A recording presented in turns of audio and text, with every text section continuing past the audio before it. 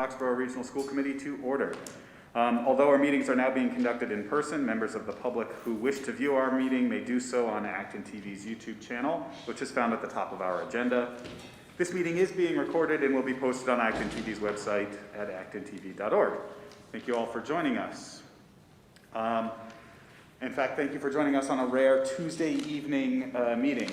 The reason we're having a meeting tonight as opposed to Thursday is because this is the annual Massachusetts Association of School Committee and Massachusetts Association of School Superintendents Conference, which will be happening Wednesday through Friday, and some of the committee will be attending that meeting, and therefore we won't be holding our regularly scheduled Thursday meeting.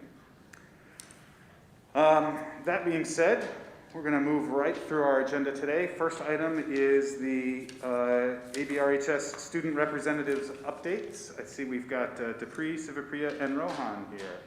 Come on up. Welcome.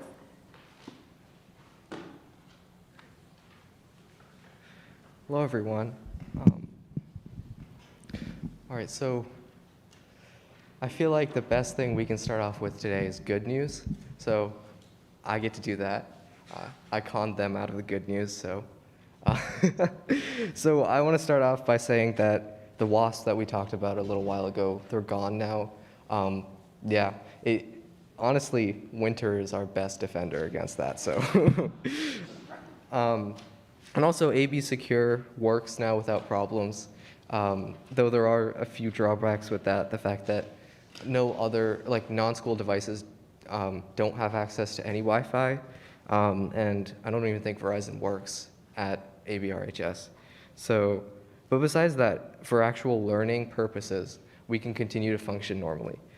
And I feel like students are acting as if COVID is less of a worry, which I guess is a good thing. But in order to continue that, I'm happy that we've continued our mask mandate, and I think that's a great idea. And the final thing I wanted to talk about was the service animals, which have been visiting ABRHS. I think that was a really great choice to have those and to continue to have those. I think just by looking at the crowds that those animals get, it's like 80 or 90% of our school visits them during lunch. And it puts a smile on everyone's face, and it's always a good thing. So, sorry, something that I wanted to talk about was that I think there aren't a clock in each classroom in the high school, because especially during the PSATs, there wasn't a clock in every classroom. And I heard that a lot of people had a really hard time because they mismanaged their time, especially during the longer sections, and that threw a lot of people off. And I think they were really stressed out while they were taking the other 3 sections. So I do understand that a lot of teachers think that when you do have a clock, students keep looking back at it, but I think especially during tests, it's really helpful because not a lot of students wear watches, and not a lot of teachers also give time updates throughout the test. So I think if there was a clock in each classroom, then it would be really helpful for all the students. A quick anecdote, my economics teacher, or my economics classroom last year had a broken clock. So that's an example of what we're talking about. I would like to talk about the counseling department at ABRHS. My experience with the counseling department has been very positive. I meet with a counselor every year, figuring out course selection and college applications. I have a school psychologist who I meet with every other week, and I've met with her for the last 3 years, and she has also been massively helpful. I have heard from my peers that not everyone has the same positive experience. There are different responses to mental health issues, and some responses are better than others. Some of my peers do not feel like they are able to exercise their autonomy or self-advocacy in cases including course selection or requesting delays to assessments. The rules surrounding course selection and assessment delays and similar issues can tie the counselor's hands and when working with students. Additionally, some students don't have many interactions with their counselors, particularly in 9th and 10th grade. I've heard from my peers that some of them rarely use the counseling department, if at all, which to someone like me who uses it very often was quite a surprise. I've had an amazing and supportive experience with the counseling department through 4 years of high school. Many parts of my high school experience would have been much harder without that support. However, many of my peers do not have that level of support, either because they don't go to the counseling department for help, or the rules prevent certain solutions for students' problems. What I hope is that everyone's experience with the counseling department is similar to my experience, and I am not entirely sure how this can be done, but I'm optimistic. If you have any questions for me regarding the counseling department, either about my own experience or what I've heard from my peers, feel free to ask. Thank you. Thank you all. Anybody have any questions or comments? Thank you very much. Oh, sorry, go ahead, Nora. Thank you so much, all of you, for coming and sharing your thoughts and experiences with us. It's really helpful to hear directly from students. Were there specific rules that students were talking about that affected them when it came to counseling? Absolutely. I think the easiest or the simplest one or the simplest example would be there's procedure when you request a delay to an assessment, right? So if you have 3 tests in one day, a day in advance you can request that one of these tests be delayed to another date. However, if you have 2 tests on one day and 2 tests the next day, that may be similarly crowded a schedule, but you can't delay a test. And if it's within a day, or if it's less than a day's notice, you can't delay it. So there are examples where you may have like a couple tests and an essay due around the same time, but if they're not on the same day, you can't delay them. So that's an example of how certain rules prevent what seem like obvious solutions to certain issues or stressful circumstances. You're welcome. Thank you. Okay, now is the public participation part of our meeting. As per our public participation policy, BEDH, anyone in the room who wishes to speak may do so for up to 3 minutes on an item that's not listed on this evening's agenda. If you wouldn't mind, come up to the microphone.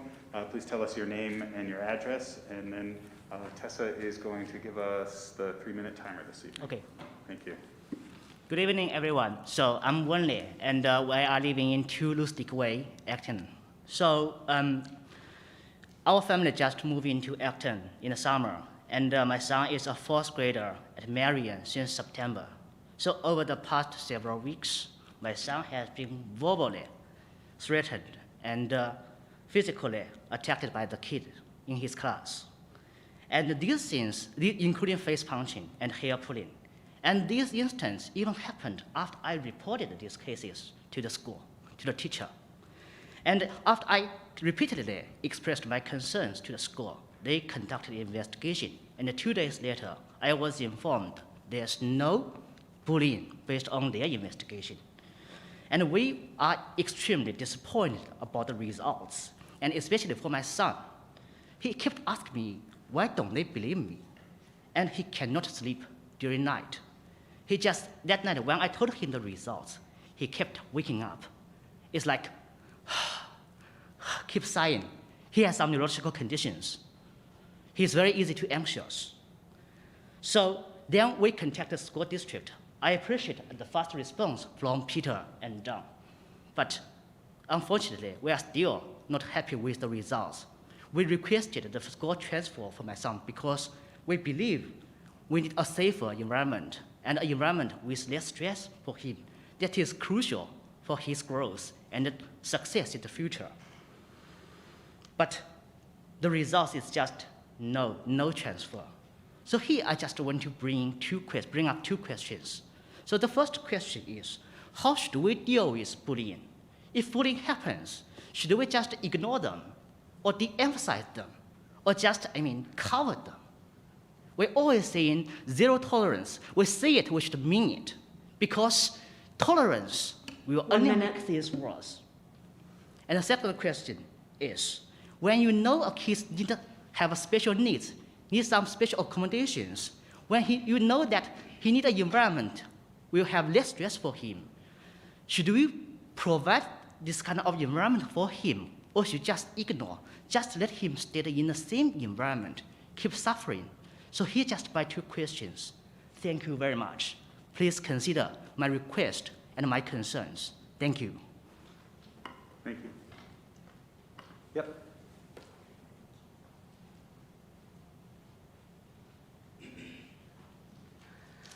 I'm Charlotte, timer, okay. I'm Charlotte, student living in Boxborough. What that dad of the Miriam kid just said deeply concerned me. A 9-year-old moved to a new town. He knew nobody there. He had no friends at his new school. That can make him an easy target for bully, as all educators should know, which unfortunately happened so. But what's really breaking my heart is his calls for help from his teachers were repeatedly brushed off again and again. And what's even more concerning for me is his parents' call for help from the principal was treated the same. I wanted to ask the principal of Miriam, what are you expecting to see in order for such a request to be taken, to be addressed? If face punching and pulled hair repeatedly happened to a 9-year-old, in addition to all the other physical and verbal attacks in less than 2 months, it's not enough. What are you really looking for? Does it have to be broken bones, or lives? And how many young lives have we lost in our very own schools in recent years? How many? So, school committee, dear superintendent, please, I urge every one of you to help do your part to make things right in Miriam before it's too late, before more of our young lives are further in danger. Thank you very much. Okay, thank you. Thank you.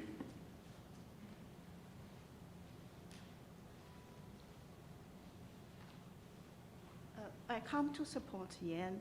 This topic has been very popular on our community Facebook. I'm sorry, can you please tell us your name and your address? My name is Eunice Tang, and I'm living in the Woodchester Drive community. My family moved hundreds of miles from Indiana, Carmel school area, like very blue ribbon school area, to Acton, just trying to pursue a higher quality of education for my daughter, my single daughter. I don't have another kids.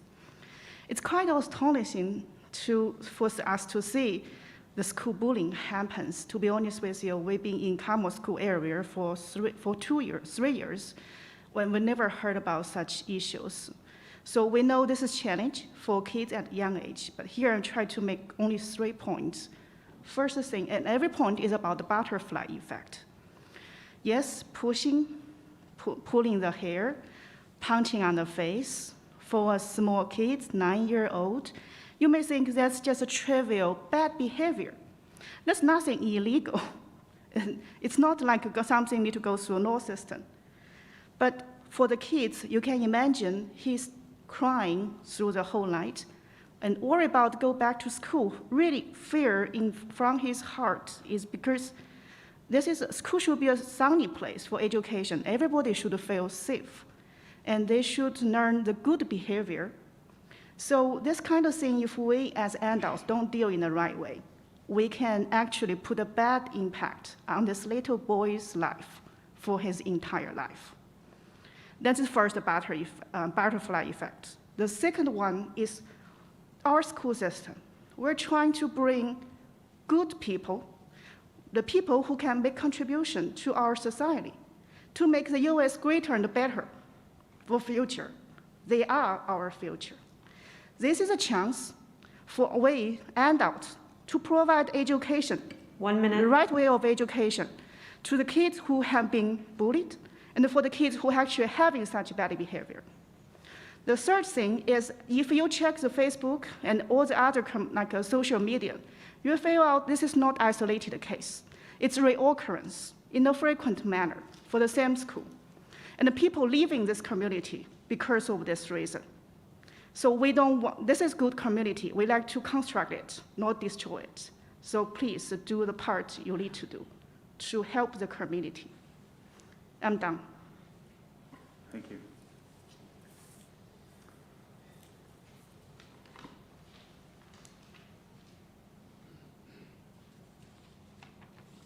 Christine Marlowe, Boxborough, Massachusetts. I was here on 10/21 and I made a statement, but there must have been technical difficulties because some really important parts were not there.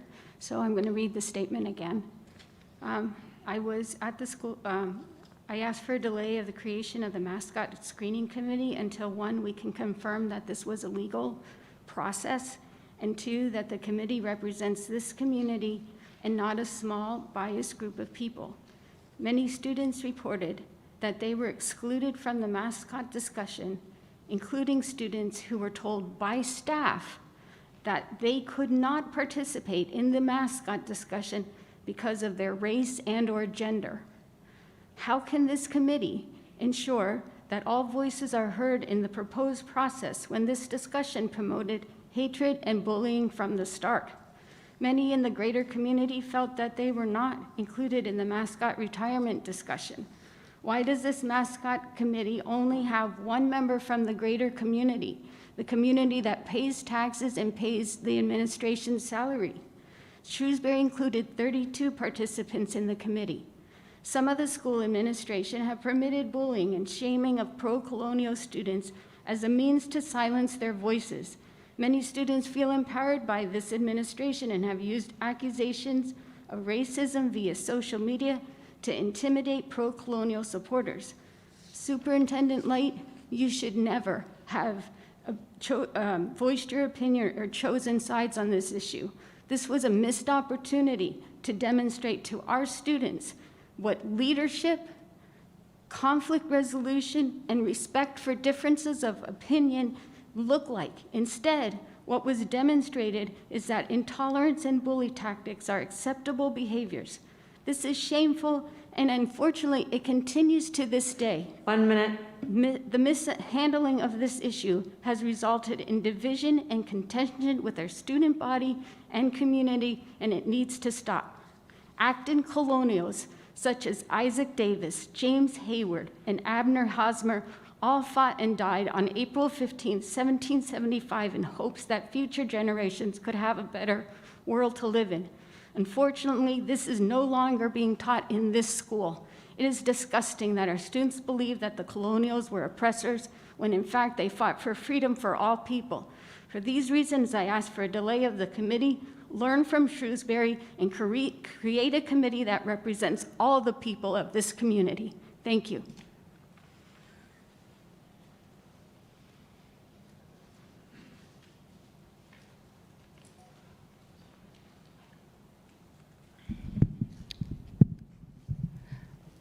Good evening, Martin Benson, 21 Deacon Hunt Drive.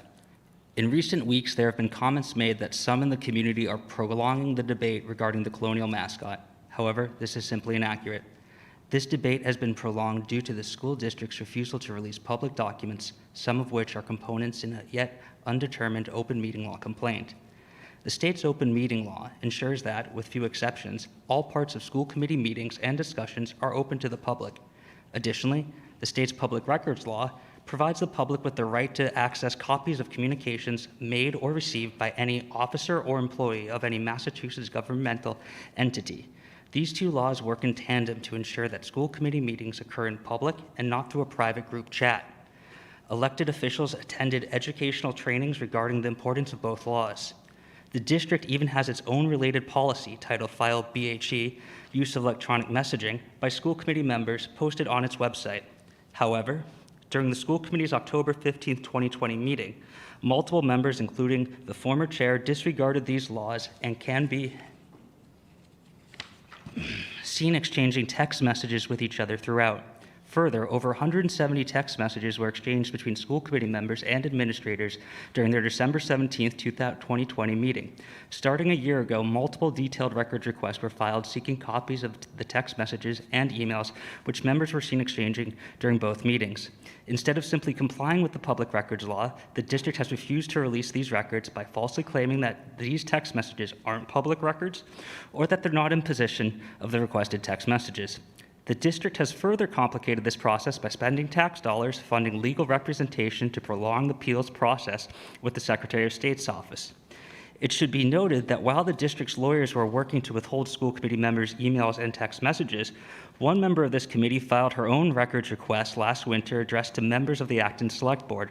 Her request sought members' personal communications regarding the colonial mascot. The Select Board members immediately complied in full with the public records law and released the documents she requested. Yet she, this committee, and the administration refused to do the same. This behavior is the epitome of hypocrisy. For over a year, we have heard members of this committee say that they are doing the work, while abiding by the law is also part of the work of an elected official. Please stop wasting resources and release the records. Thank you. In regards to the matter of the school mascot, the decision that this committee made in October of last year to retire the Colonial as the school mascot was made unanimously by the school committee as a matter under our purview. This decision was made by the committee following our open process, including listening, seeking input, researching, weighing multiple perspectives, carefully considering stakeholders with differing opinions, and finally discussing and deciding as a committee to retire the mascot. It's at this point that the school body can now begin their process of choosing a new mascot.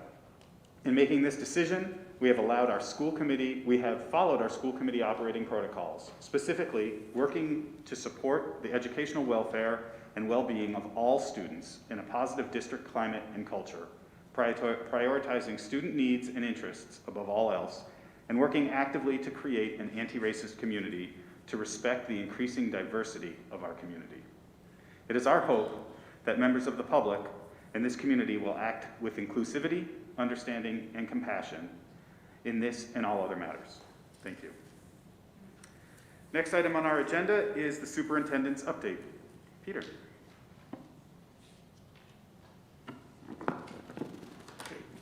Good evening, everyone. So I just want to make this large enough to read first. That's helpful.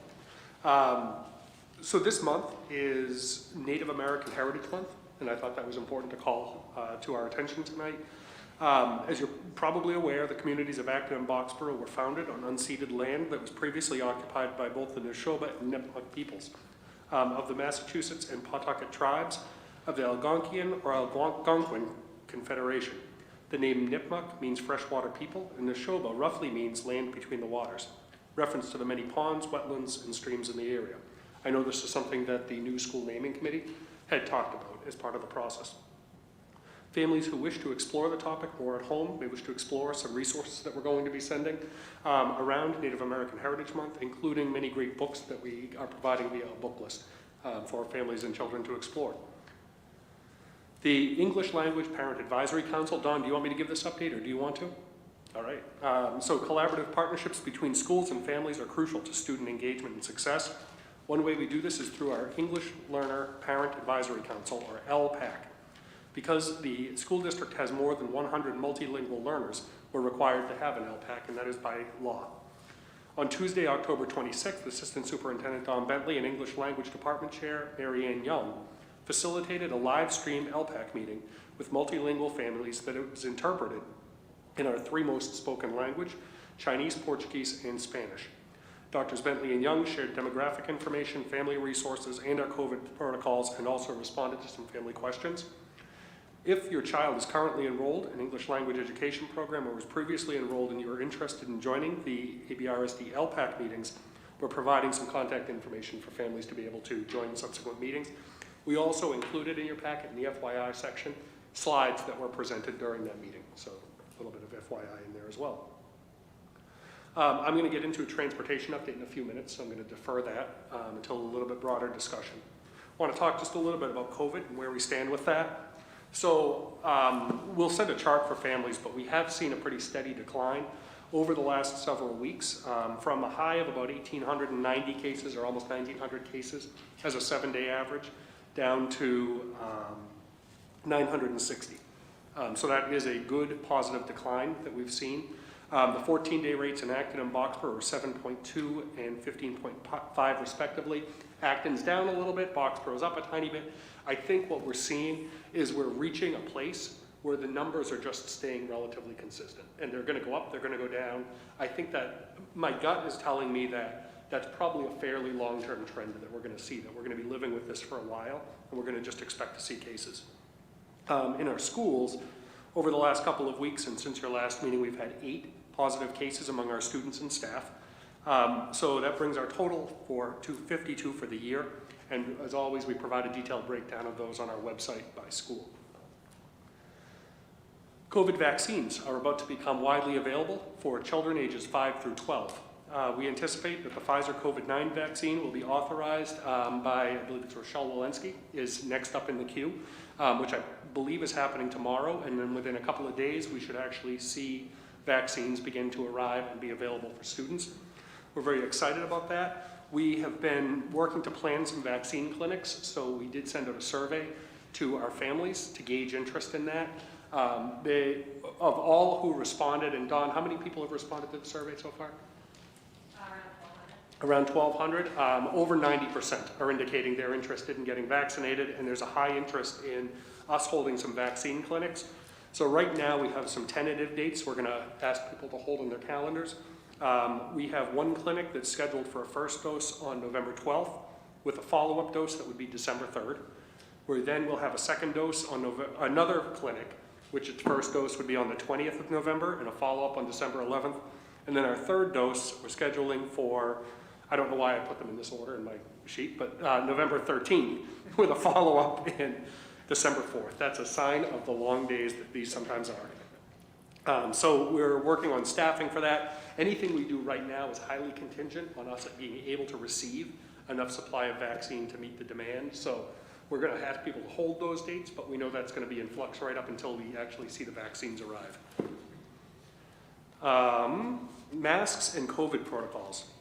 So as you're likely aware, DESE has extended its mask requirement for schools until at least January 15th. There is an exemption available for individual schools that can demonstrate a greater than 80% vaccination rate that's combined among students and staff. Our high school vaccination rate for students is at 92% right now, and for junior high students it's at 88%, and our staff vaccination rate across the district is at 98%.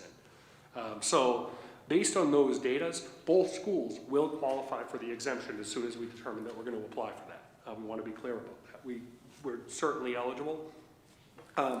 We have started to discuss our mask requirement with our health advisory team. That's something that we just put on our weekly agenda every single time we meet, so we're constantly discussing it. Based on the discussions we've had and combined with the opportunity for our elementary students to actually have received both doses of a vaccine, in the next 2 months, I think we're gonna start a discussion in our community around when we're gonna be relaxing a mask requirement. We think it's healthy to start this. We do not anticipate there's circumstances where we would relax that before the new year, but we want to start that discussion. It was important to us to understand that our students have siblings, so sometimes a high school student might have multiple elementary siblings who aren't yet vaccination eligible, and we wanted to be able to get the shots into the arms of all of our elementary students where the families wanted it before we thought about relaxing the requirement. At the same time, I do want to recognize that from an emotional standpoint, there is something that, as long as we're wearing the masks, it is a reminder of some of the restrictions, and we want to find the sweet spot in our community for the right time to start relaxing that. I know, for example, Hopkinton is going to do a 3-week trial. I think it's great that they're going to do a 3-week trial, and I can't wait to see how it goes. I would much rather be looking at their data than creating that initial data that no one else has seen. I know that I've looked with our 2 health departments at data across about 50 Middlesex communities, and there's no discernible pattern between COVID rates in communities that either have a mask requirement or do not have a mask requirement. I mean, some communities, you know, you can have a mask requirement and still have high transmission, and other communities you can have no mask requirement and not as high transmission. It's kind of random still. So we've looked at that data. We're looking at our own school-based data around transmission, which is extremely low, particularly in our vaccinated schools, so junior high and high school. And so all of that is information that we talk about on a weekly basis with that medical advisory team. But I want to put that on your radar, and I also want to make sure our community knows that it's a conversation that's happening along the way, so that as people want to be able to send in feedback, thoughts, and feelings on it, they can do that. We certainly want to hear from the community on it, but at some point we also are going to have to say, it's time to start moving through the pandemic a little bit.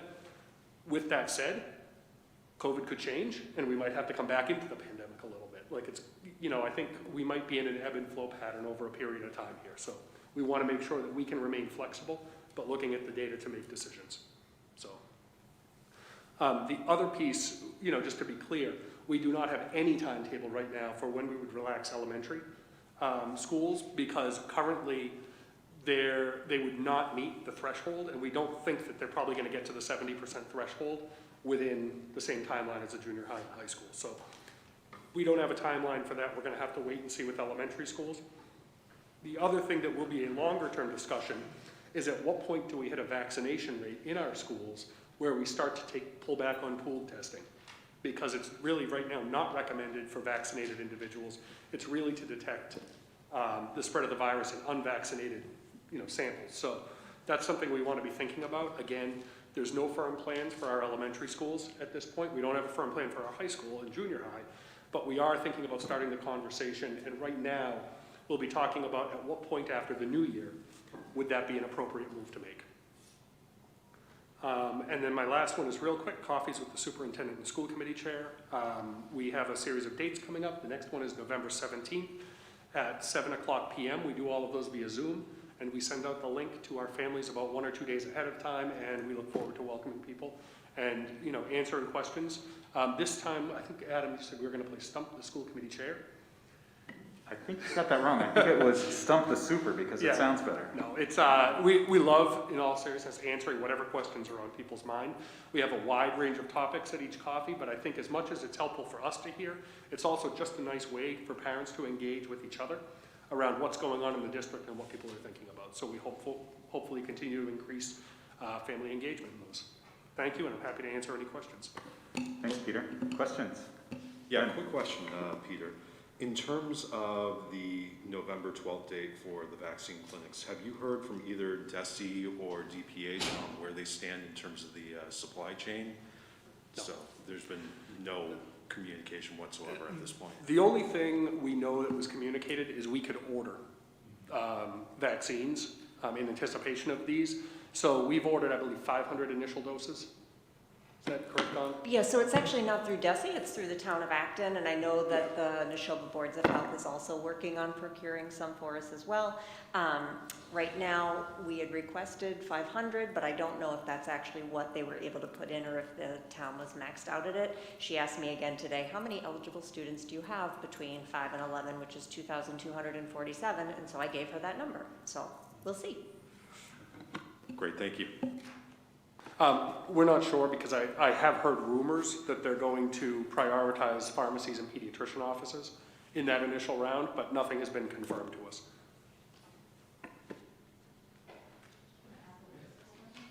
So this is a mom logistical question, because I want to be the first in line to get one. Do we need to make an appointment, or is there going to be some sort of other mechanism? So, or can I just show up with my children and get as many shots as possible? There will be a sign-up process. We obviously won't be able to get 2,247 children through the 3 different sort of clinics that we have with the 3-week time span in between. And we do anticipate a number of families are going to want to go to their primary care provider. The families, the 90% that responded yes to planning on getting their children vaccinated didn't necessarily say, yes, I would like to attend your clinic. So we're continuing to look at that and then work with the towns to sort of figure out, all right, how do we make this happen? So stay tuned for more info. Thank you. Other questions for Peter? None. Okay, moving on to ongoing business. First up is the transportation update. Peter and JD.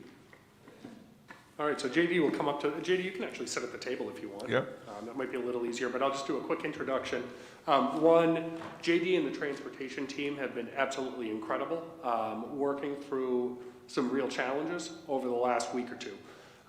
Overall, as you know, we had signed agreements with all 3 of the major unions requiring vaccines for all of our staff.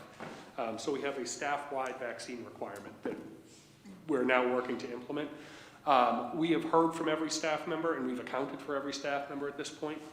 We know that we will have a small handful of religious exemptions, possibly a couple of medical exemptions, but by and large, we have about 98% of our staff is now fully vaccinated, which is absolutely fantastic.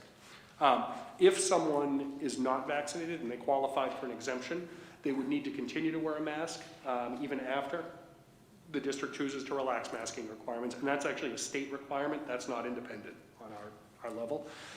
In addition, we are going to have those individuals participate in weekly testing and submit results to us to make sure that as we move forward, we're keeping that safe environment. I think that's going to be particularly important as we think about relaxing masks, that we do have that weekly testing program in for unvaccinated individuals to just make sure we continue to provide a safe environment. So with that said, you know, we have a very, very small number of staff who we believe at this point will not continue with us. I think now we're under 10, and I think it might be down to 8 across the entire district. To put that in perspective, we have well over 1,000 employees, and we're down to really connecting with 8 individuals, and it's very personal, one-on-one conversations. Marie and the HR team and Andrew Shen have been exceptional at having those conversations and following up with people, helping them through whatever processes we need to do. We do know that there are going to be a small number of people who don't continue. Our concern last week was that we had 7 bus drivers who had indicated they weren't continuing with us. That number at the end of last week dropped to 5, and at the beginning of this week has now dropped to 3. So we're seeing, you know, some positive movement. We are, you know, I'll let JD do the explanation of why, but we're right on that precipice of trying to figure out if we need to modify our schedules or not. We're really teetering on the edge. We also have some positive news that we have a couple bus drivers now who are licensed in the recruitment pipeline, and we're trying to actually just move that process forward and see, you know, if it can pan out, how quickly we can get people on board. So lots of work. JD, thank you so much for all the work your team is doing. Marie, similarly, thank you so much, because I know this has been real challenging. I'll let JD say a couple comments, but then any questions you have about what we're trying to do, you know, we're happy to answer some questions as well. Yeah, thank you, Peter. Oh, goodness. That's super helpful, and this is a very different conversation at 7:35 this evening as it would have been even at 7:35 a.m. This morning. But we wanted to be prepared for a scenario on November 15th where we had to transport students to school with a 20% diminished workforce. As we started this year, many of you know about the issues around bus drivers throughout the nation and the Commonwealth. We were able to be in a place where we could start our year relatively comfortably. We've lost a couple through the year, for various reasons, so we're already on somewhat thin ice. So the idea of losing 7 bus drivers, puts us, frankly, it put us back to the staffing levels where we were when we were running 3 tiers of transportation, which, many of you can recall. We've been able to get to a point now, certainly the incentives around compensation have been super helpful. Very grateful to the school committee and our leadership team for, having the wherewithal to try and do that. I've been working very hard on recruiting and, just really kind of beating the streets, if you will. I've been to churches, community centers, diners, laundromats, like any place where I can find a place to put a flyer from Marlborough to Lowell to Lawrence to Framingham to Leominster to Fitchburg. I've probably visited well over a couple hundred different locations in the last week or so, just trying to get the information out there in places where we haven't ever looked before, just trying to do what we can. Definitely try and populate like the diners around, contract bus lots, no motivation there. But, it's, we're trying to do the best we can to make sure that we're in a place where on November 15th, we can upset the apple cart as little as possible. Our primary goal is to create as little disruption for our families and our students as possible. We think right now today, we are in a place where we can make a couple of minor alterations. And what does that mean? Like literally, if we're kind of getting into the weeds just a little bit, we're talking about combining a couple of junior high school buses, making them shared. Currently junior high and high school do not share buses, which is great for those school communities and traffic on campus. But we're going to blend a couple of those, and that will reduce one junior high school bus run. And we're looking at combining a couple of Parker Damon and Conant bus runs, 4 of them. We already have 2 that are combined. We're going to combine a couple more, and that'll reduce 2 elementary bus runs, right? So essentially that frees up a couple of FTE. So that's kind of where we are to try and balance the loss of drivers and maintain our current status quo with schedules and bus passing and all those things. So, we feel much better today than we did yesterday, and, hopefully we'll continue to trend in a positive direction. We have about 4 or 5 people that we're kind of chatting with right now who are licensed and would be ready to go. Even if they started right away, I don't know if they would be ready for the 15th, but they certainly would be for the 21st, if we're kind of looking at it that way. And then we've had a few people from the community that have reached out and said that, they would be interested in our training program. That's wonderful, and we want to get them in there, and we certainly plan to, but, that's more of a 12-week process to get them up and running. So some positive news. I mean, we certainly wish that we didn't have to overly stress out the community talking about schedules and things like that, but, we have to be prepared for the worst. So happy to take any questions.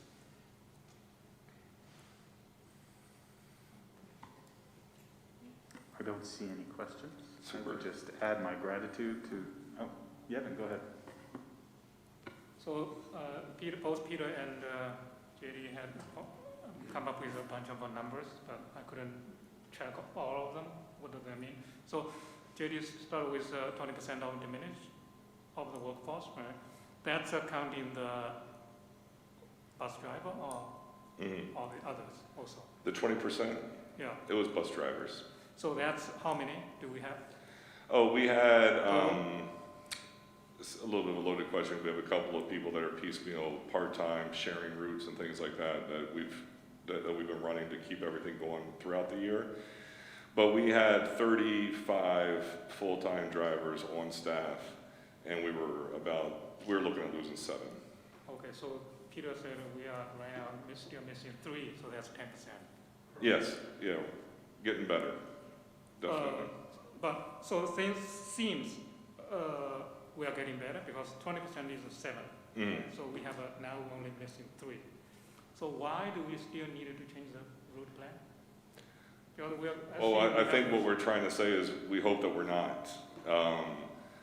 We will probably have to alter a couple of those bus routes because we can't go into it every single day being right on the precipice of, combining routes on the fly. Some people lived through this on Friday of this week. That's a great example. Friday we had 6 people called out sick, 6 people were out for various reasons. What that creates, when you get that information at 5:30 a.m. is, a great deal of stress to try and figure out on the fly how to separate routes and get everyone to and from safely. So, we want to be in a position where we at least have a 1 or 2 driver buffer. And when I say 1 or 2 driver, I'm talking about the people who work in the office, the managers. Those individuals are now going out to drive. If we have this Where if we go into this 3 down, it'll involve the office workers driving buses pretty much daily, which means, you know, I'll move into their office and try and manage the day-to-day from in there, which then takes me away from other things also. But I'm not complaining about that. I'm just saying that's kind of the, you know, the way it rolls downhill. Can I jump in on that too? I think in a normal year, like before pandemic, how many bus routes did we have? We were running 42. Okay, so we had 42 bus routes before the pandemic. This year, we only have 35 because we were down 8 drivers. So those 7 routes plus 1 substitute. We were down 8 drivers to start the year from what would be a full complement of drivers. Now, losing 3 more, even just 3, it feels better, but it still is right on the edge of what we can operate with. So we're really working hard not to change our start times, but they need to be able to confirm it this week. And then we'll communicate with families either very late this week or very, very early next week with kind of our final status. Okay, so that's 3 extra. Can you say 3 extra? In the beginning, we have a 20% shortage, right? So now we are losing 3. That's 3 is a kind of a 10%, so we're losing 30%.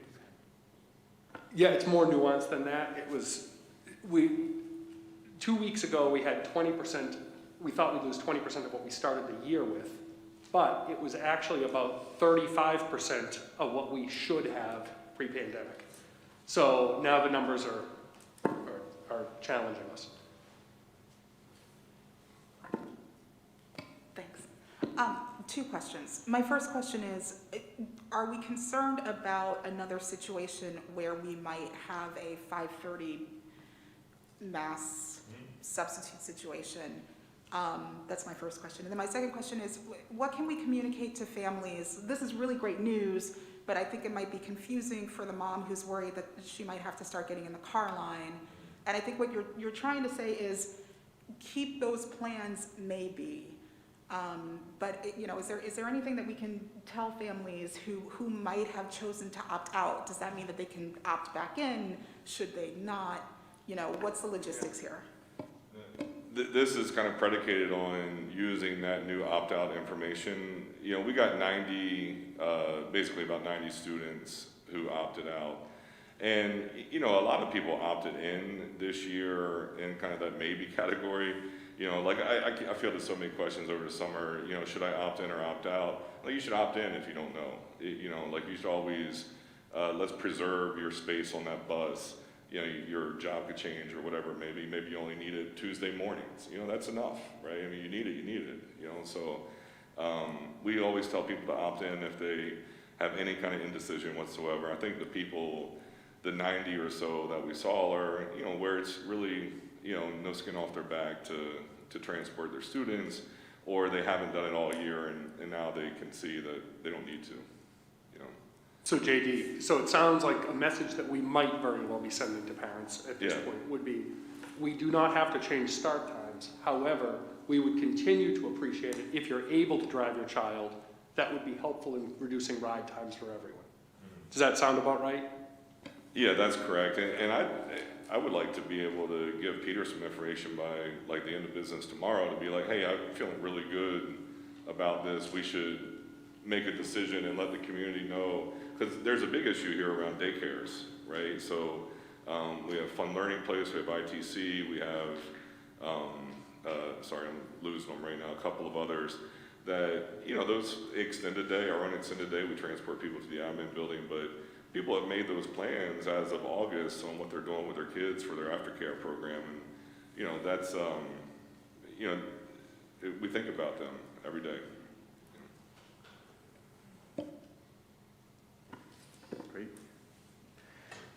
Thank you, JD. Next item on our agenda is the budget update for first quarter, FY22.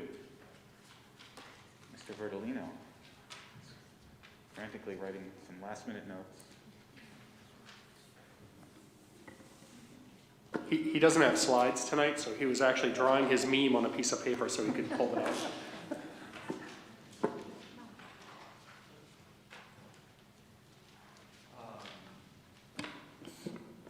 That's it.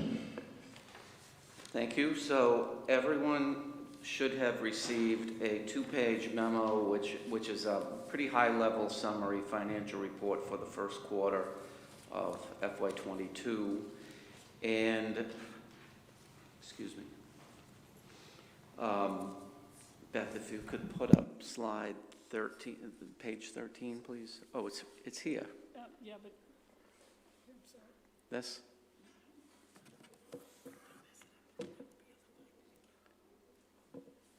Did you all hear what she just whispered to me? No.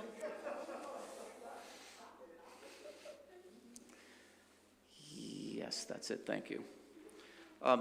So we'll just leave this up here. Peter said in lieu of slides. I mean, the first quarter is typically not a lot of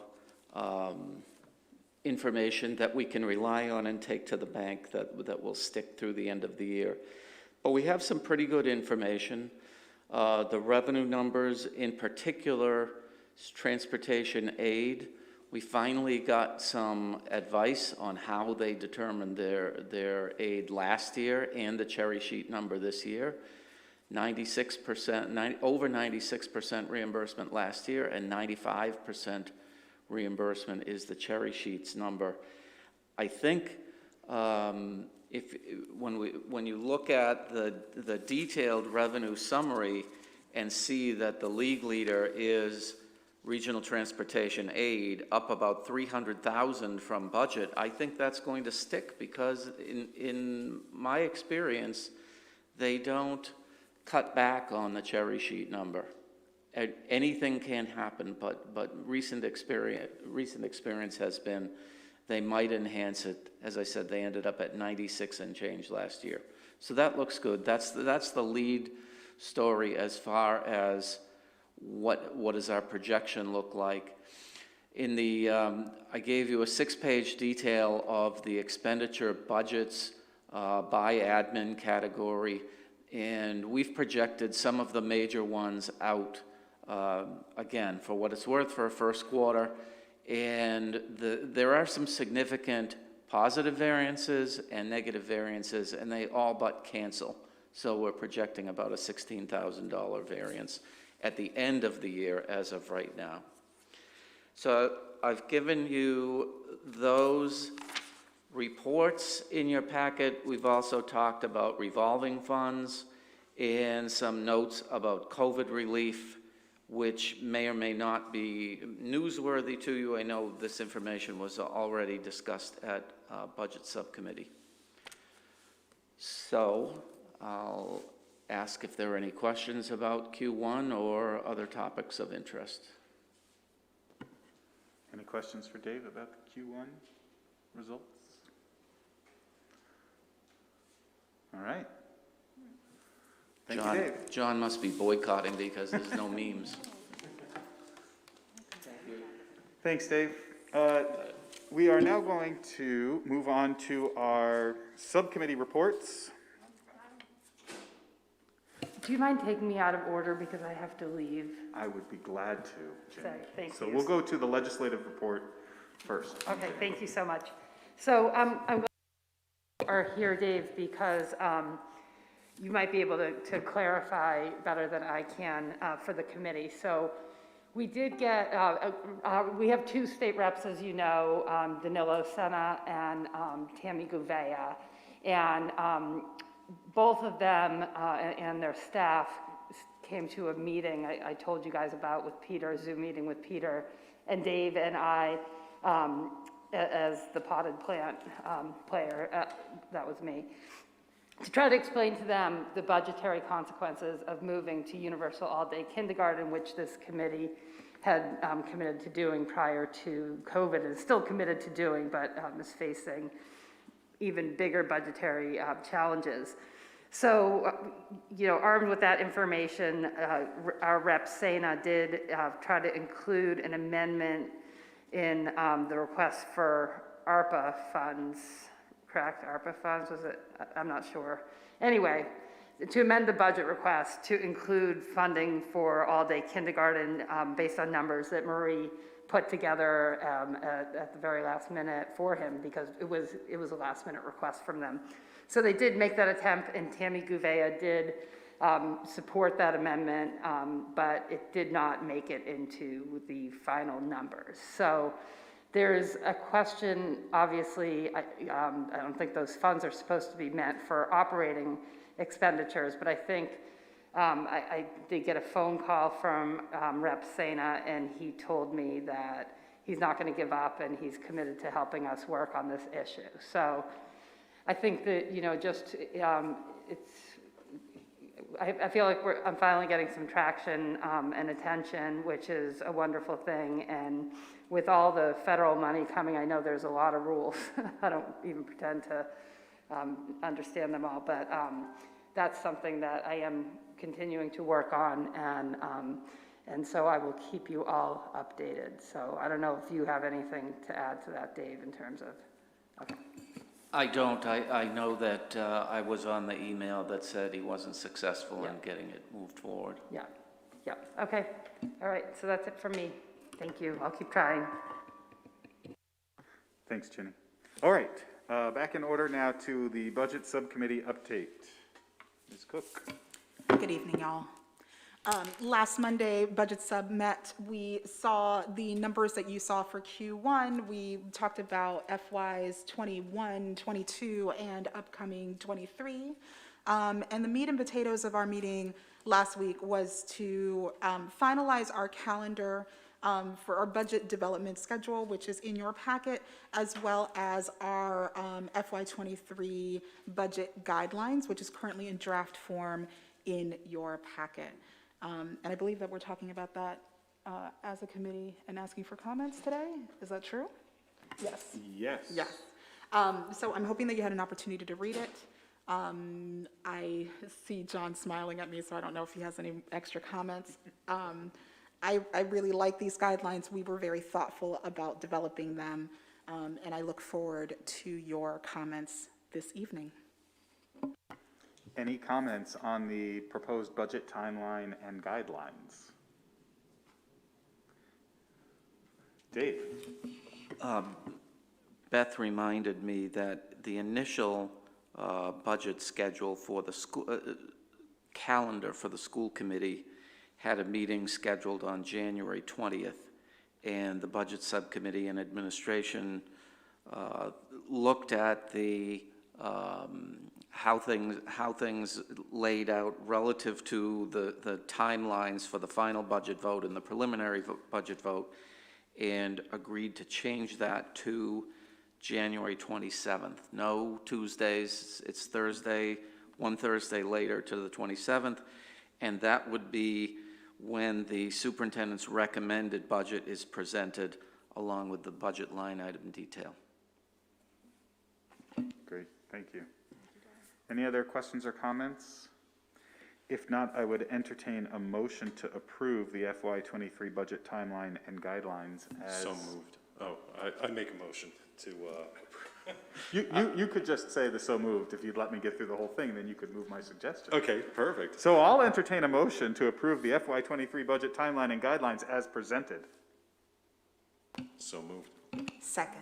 All right, that's been moved and seconded. All in favor? Aye. Any opposed? Any abstentions? That is unanimous. Thank you all.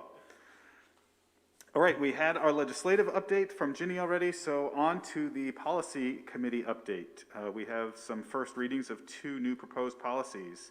And as per usual, we'll have our first read this evening. If anyone has input after the meeting, please feel free to email Nora, copy Beth, and please do so before November 10th so that it can be considered before our second reading and a possible vote at our meeting on the 18th. Did I say September 10th? I meant November 10th. And our next meeting will be on November 18th. Nora. Thank you. So the policy subcommittee has been working together to create a policy that turned into creating 2 policies. The first of them really is meeting a legal requirement that is fairly straightforward, and it is around the use of service animals in school, which is protected by law. So that, we're certainly open to any comments and feedback on that. And the second policy that is related to the service animal policy is around the use of comfort animals in schools, which is something that was interesting that our student representatives referred to tonight about how great it was to have some comfort animals there at the high school. And so this policy is to sort of formalize or put in place how non-service comfort animals can safely be a part of a school program. And I'm open to any questions or comments, and we've already received a little bit of feedback on these. I'm certainly happy to answer any questions.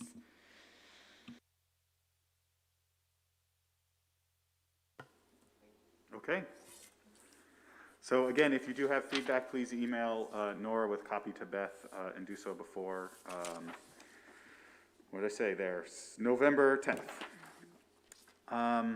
Next subcommittee report is the Community Engagement Subcommittee. Andrew. Thank you.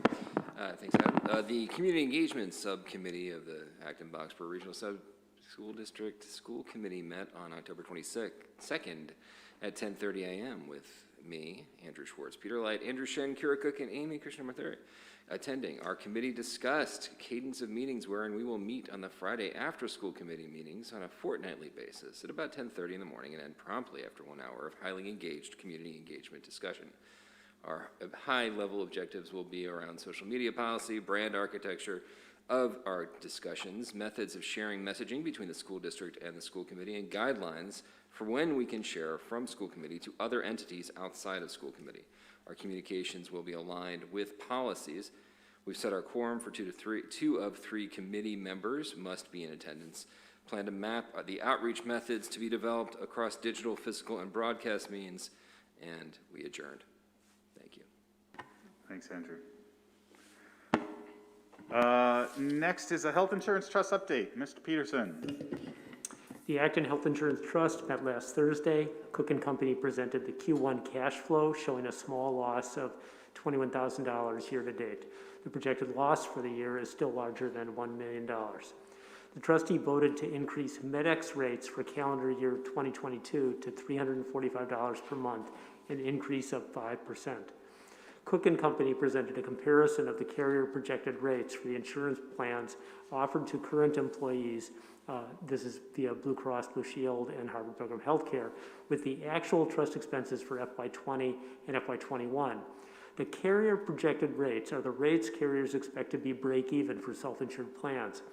If the trust had used the carrier projected rates for these 2 years, the premium payments by employees, ABRSC and the town, would have been $2.8 million, 8% higher than our actual expenses.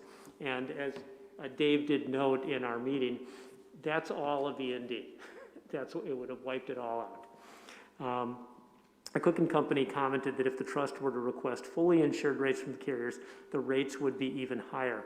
And this is part of this question of, does it make sense for us to be self-insured? Do we have any alternatives to that that would be better in terms of offering, good, health insurance to our employees at better prices? The next meeting of the trust will occur in late November or early December and be scheduled for the afternoon, so employees interested in the rate setting discussion and process may more easily attend. FY23 rates will be finalized in January. Thank you, John. Would you like to make a comment on your presentation, John? I just wanted to mention that I attended the Board of Selectmen, or the Select Board meeting in Acton last night, because one of the discussion topics was the intersection at Hayward and Main, and the Selectmen voted 3-2 to proceed with Alternative 1, which would install a light at Hayward and Main. So anybody who's interested, the presentation is available via DocuShare, Town of Acton. Thanks, John. All right, moving on to the consent agenda. Items on the consent agenda do not usually require discussion and are approved with one vote unless any member would like to hold an item for discussion and then a separate vote. I'll read each item name, and if any member would like it held, please say hold. First item is approval of the ABRSC meetings of 10/21/21. And the second item is request for approval of a $5,000 grant from Danny's Place to Community Ed. Hearing no holds, is there a motion to approve the consent agenda? Motion to approve. Thank you. That was John who seconded. And Kira moved. All right, all in favor? Aye. All opposed? Any abstentions? That is unanimous. Thank you all. Last item on our agenda for this evening is a request for the approval of donations valued over $1,000 for both the Blanchard PTF and Gates PTO.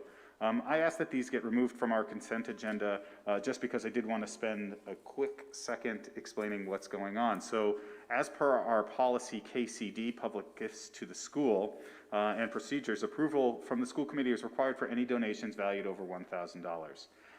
In this year, we did make that very clear also to our PTF, PTO, PTSO organizations that we wanted them to make sure that they shared their donations, particularly those that were over $1,000, so that the school committee could review and vote on those as well.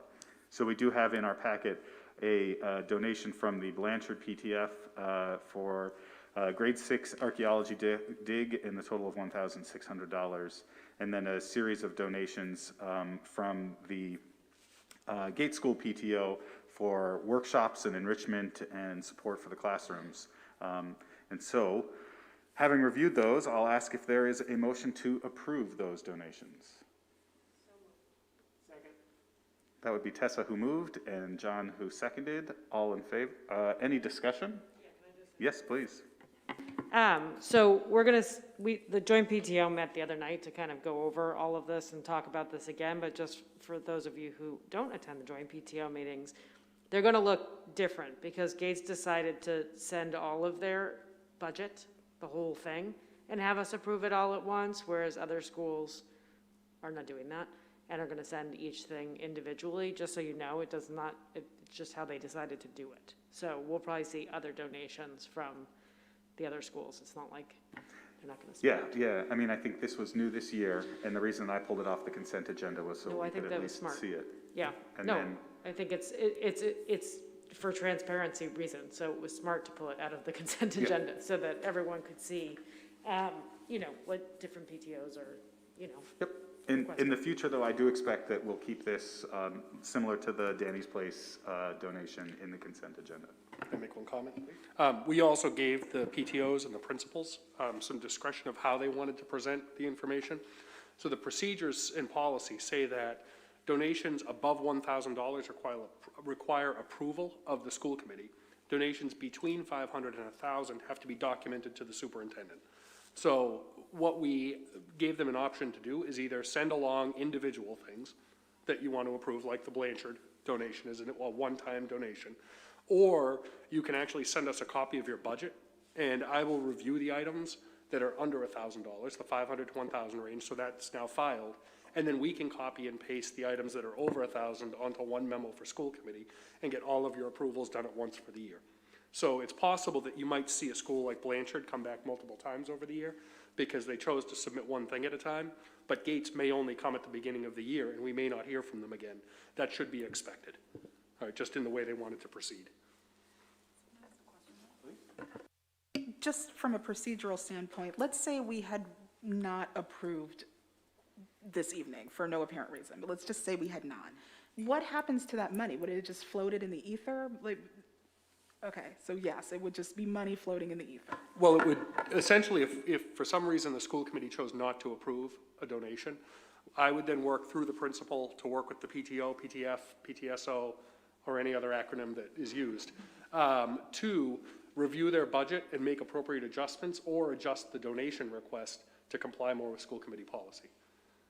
So there'd be a process to communicate with the parent organization to think about, okay, do we need to just not do this and we have to do something else, or can we make some adjustments and get it to work?